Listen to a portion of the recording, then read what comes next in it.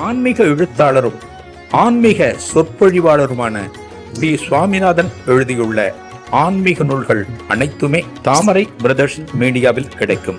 மகாபிரிவா தொகுதிகள் தமிழிலும், மகாபிரிவா தொகுதிகள் ஆங்கிலத்திலும் இவர் எழுதியுள்ள நூல்கள் பல்லாயிரக்கணக்கான வாசகர்களிடையே பெரும் வரவேற்பை பெற்றது. இவற்றை தவிர திருப்பதி சரணம் உட்பட ஏராளமான ஆன்மீக நூல்கள் தாமரை பிரதர்ஸ் மீடியாவில் கிடைக்கும். ஸ்ரீ குருபியோ நமக. ஓம் காஞ்சிவாசாய வித்மகே சாந்த ரூபாய திமிகி தனச்சந்திரசேகரேந்திர பிரச்சோதயாத். எல்லாருக்கும் நமஸ்காரம். மகாபெரிவா மகிமை அனுபவங்கள்ல பெரிவா சொன்ன ஒரு கருத்தை பார்த்துருக்கோம். ஆதிசங்கரது ஸ்லோகம் அதை வச்சு மகாபெரிவா சொல்ற ஜந்துனாம் நரஜன்மம் துர்லபம் அப்படிங்கிறத வச்சுட்டு ஏன் மனுஷ பிறவி உயர்ந்த பிறவின்னு சொல்றார். அதுக்கு சொல்லும்போது மகாபிரிவா சொல்ற சிங்கம் கம்பீரமா இருக்கும், பலசாலியா இருக்கும். மனுஷனுக்கு அந்த அளவுக்கு கம்பீரம் இல்லை, பலம் இல்லை.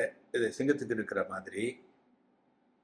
ஒரு குதிரை ஓடுறது, வேகமா ஓடுறதுன்னா அதை தொடர்ந்து ஓடுவதற்கு, அதற்கு இணையாக ஓடுவதற்கு மனிதனுக்கு திறமை கிடையாது, மனிதனால் ஓட முடியாது. ஆட்டுக்கு மேல தோல் பகவான் கொடுத்திருக்கான், குளிரை தாங்குவதற்கு உண்டான சக்தியோட. மனிதனுக்கு அப்படி கொடுக்கலன்னு சொல்ற.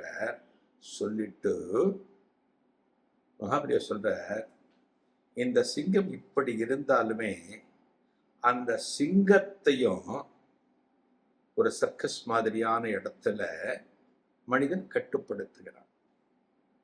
ரிங் மாஸ்டர் அப்படின்னு சொல்லுவோம் சர்க்கஸ்ல, ரிங் மாஸ்டர். ஒரு சும்மா கோல் ஒண்ணு வச்சுட்டு சிங்கத்தையே கட்டுப்படுத்துவார்,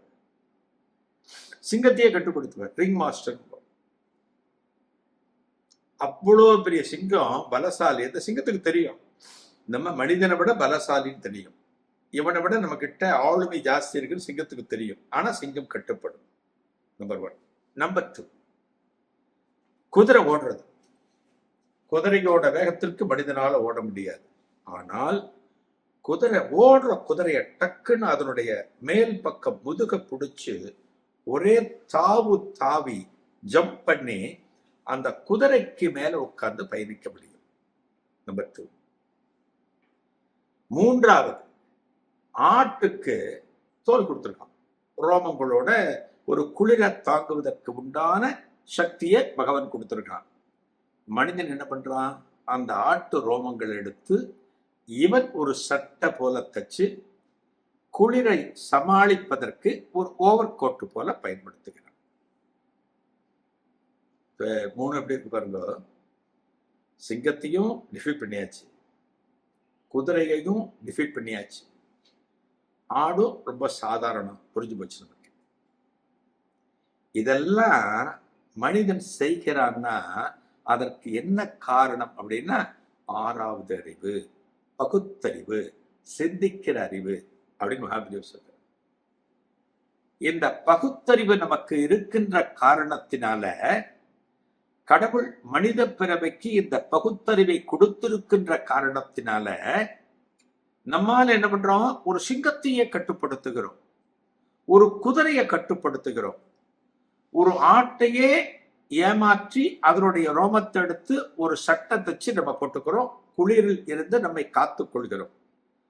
அதாவது எப்படியெல்லாம் சாதுரியமாக செய்தால் இந்த உலகத்தில் வாழ முடியும் என்பதை உணர்ந்து கொண்டு காணப்படுகின்ற காரணத்தினால இந்த மனித பிறவி மிக உயர்ந்த பிறவி அப்படின்னு மகாபிரிவா சொல்ற. ஜந்துனாம் நர ஜன்மம் துர்லபம். துர்லபம்னா அரிது. ஒரு கிடைக்காத ஒரு விஷயம் நமக்கு கிடைக்கிறது போல இருக்குன்னா அது கிடைச்சதுன்னா துர்லபம் தான் அப்படியும் போ. அதாவது கிடைக்காது, ரொம்ப கஷ்டம் அது. ஆனா நமக்கு கிடைச்சதுன்னா அது ரொம்ப ஆச்சரியம், ரொம்ப அரிதானது அப்படிங்கிற அர்த்தம் அது. இதனாலதான் இந்த பகுத்தறிவு அப்படிங்கிற 6வது அறிவை நாம நல்ல விதத்துல பயன்படுத்தணும். நல்லா புரிஞ்சுக்குங்க. இன்னைக்கு நம்ம கையில போன் இருக்கு, மொபைல் போன் இருக்கு, ஹேண்ட் போன், கைபேசி அப்படின்னு சொல்றோம். இந்த போன்ல நல்லதும் இருக்கு, கெட்டதும் இருக்கு. இந்த போனை பயன்படுத்தி தன்னுடைய வாழ்க்கையில முன்னேற முடியும், காசு சம்பாதிக்க முடியும். இதே போனை இன்னொருத்த பயன்படுத்தி தனது வாழ்க்கையையே நாசம் செய்து கொள்ள முடியும், தவறான பாதையில் செல்ல முடியும், 4 குற்றங்களை செய்ய முடியும். ஒரே போன் தான், அதுல இதுவும் இருக்கு, நல்லதும் இருக்கு, கெட்டதும் இருக்கு. ஆனா நம்ம எதை எடுத்துக்கணும்? நல்லதை மட்டும் எடுத்துக்கணும். நல்லதை மட்டுமே எடுத்துக்கொண்டு நம்ம வாழ ஆரம்பிச்சோம் அப்படின்னா அந்த போன் நமக்கு காலாகாலத்திற்கு பயன்படும். அதே போல இந்த பகுத்தறிவு கடவுள் நமக்கு கொடுத்திருக்காரு இல்லையா, அந்த பகுத்தறிவையும் நம்ம நல்ல விதத்துல பயன்படுத்த ஆரம்பிச்சோம் அப்படின்னா ஆக்கப்பூர்வமான விஷயங்களுக்கு, மற்றவர்களுக்கு உதவிகள் செய்வதற்கு, ஒரு சத்சங்கத்துல போய் 4 விஷயத்தை நம்ம தெரிஞ்சுட்டு மற்றவர்களுக்கு அதை பற்றி சொல்வதற்கு, இதுக்கு நம்ம பயன்படுத்தணும். பகுத்தறிவை, 6வது அறிவை பயன்படுத்துறோம் அப்படின்னா நாம் பலன் பெற்றவர்கள் ஆகும். அப்படின்னு என்ன?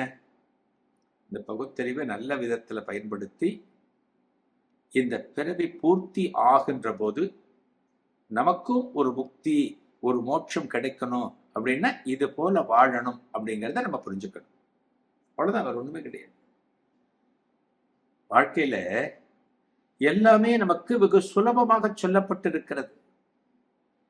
எதுவுமே கஷ்டம் அப்படின்னா ஒண்ணுமே கிடையாது, ரொம்ப சுலபம். வாழ்க்கைய பல பேர் என்ன சொல்றாங்கன்னா, எனக்கு ரொம்ப கஷ்டமா இருக்கு, எனக்கு ரொம்ப இந்த வாழ்க்கை வாழறது ரொம்ப சவாலா இருக்கு அப்படின்னு நம்ம சொல்றோம். அப்படிலாம் ஒண்ணுமே கிடையாது, ரொம்ப சுலபமான வாழ்க்கை. இந்த வாழ்க்கையை பலனுள்ளதாக வாழணும் அப்படின்னா மனித பிறவியில நமக்கு கொடுக்கப்பட்டிருக்கிற இந்த விஷயத்தை நம்ம புரிஞ்சுட்டு வாழ ஆரம்பிச்சோம் அப்படின்னா அதை விட சிறப்பு ஒண்ணுமே கிடையாது. இதைத்தான் மகாபிரிவா அந்த ஆதிசங்கரர் விவேக சூடாமணியில சொல்லப்பட்டிருக்கிற அந்த விஷயத்தை எடுத்துட்டு ஜந்துனாம் நர ஜென்மம் துர்லபம் நம்ம டெய்லி நினைச்சு பார்க்கணும்.